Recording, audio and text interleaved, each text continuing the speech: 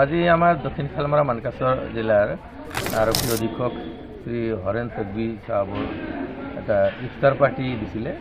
তেখেতে ইফতাৰ পাৰ্টি দিয়াৰ বেলেগ কোনো উদ্দেশ্য নাছিলে যে যোৱা এটা মাহ তেখেতসকলে পুলিচৰ এটা খুব এচিভমেণ্টৰ মাহ গ'ল, কেইবাটাও ডাঙৰ ডাঙৰ প্ৰব্লেম ছল্ভ কৰিলে।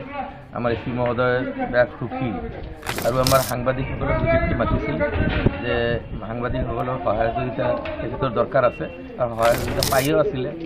আৰু এনে এটা মানে তাৰ এটা গেট টুগেডাৰ হ'ল ইয়াতে ইফতাৰ কৰি পেলাই ইয়াতে আমাৰ জিলাখনৰ শান্তি বৰ্তি থাকক, বিভিন্ন ধৰণৰ অসামাজিক কাম কাজবিলাক বন্ধ হৈ যাওক, এটা শান্তিৰ বাতাবৰণ সৃষ্টি হওক, এই উদ্দেশ্যে অলপ দোৱাও হ'ল আৰু তেখেতে আমাৰ সহযোগিতা কামনা কৰিছে।